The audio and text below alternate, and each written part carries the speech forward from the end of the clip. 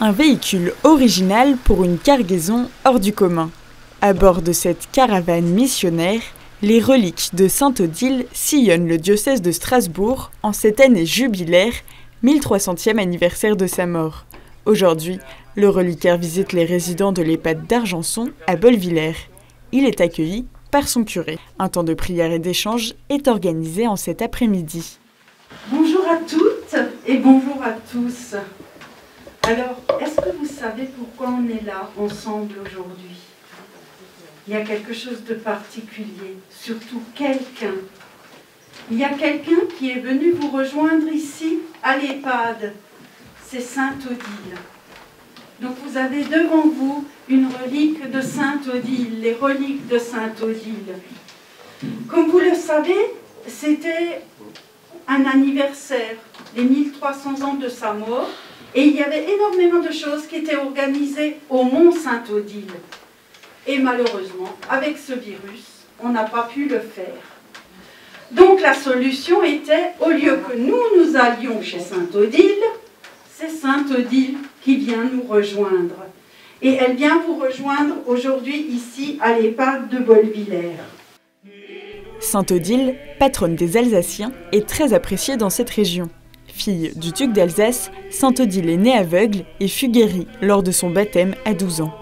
Elle fonde un monastère au pied du mont Sainte Odile.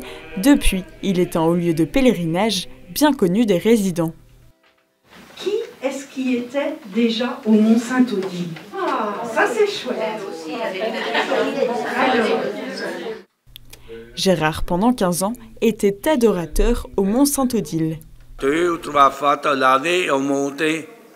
Et pour moi, c'était une sainte, quelque chose de splendide pour nous. D'ailleurs, dans ma chambre, j'ai la statuette de la sainte, que de temps en temps, je la touche et je dis qu'elle nous protège. Après l'EHPAD, la pérégrination reprend. Les reliques regagnent la caravane pour repartir dans une autre paroisse. Alors maintenant, on va à Isenheim, à l'église de Isenheim. Et donc c'est quelqu'un d'autre qui prendra le relais pour continuer la visite avec les reliques ailleurs. Souvent la caravane elle est stationnée devant l'église ou devant le lieu où se passe quelque chose. Et le fait que la voiture soit devant, ça donne signe. Ça montre la présence d'Odile dans cet endroit-là.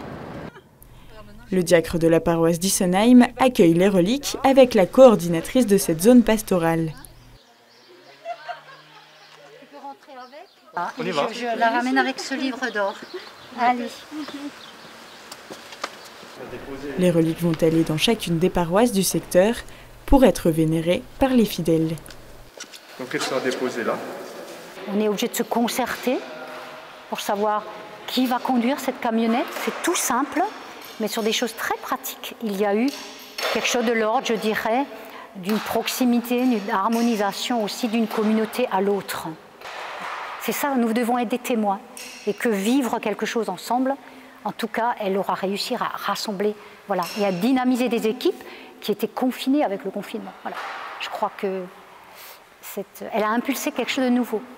Le lendemain, la journée débute par les laudes et l'adoration. Pour le recteur du mont Sainte Odile, rassembler petits et grands autour de la caravane est l'objectif de cette pérégrination. C'est assez étonnant qu'en 2021, Sainte Odile parle encore aux enfants, aux adolescents, aux jeunes adultes, aux personnes plus âgées. Mais je crois que le message des saints en général est souvent un message universel et intemporel. Et le message d'Odile, qui nous invite à la fraternité, à la miséricorde et à la charité, est un message qu'on a aussi besoin d'entendre aujourd'hui. Et c'est quelque chose qu'on a envie de vivre aussi aujourd'hui. L'heure a sonné pour les enfants du catéchisme d'aller à leur tour à la rencontre de Sainte Odile. Ils découvrent son histoire.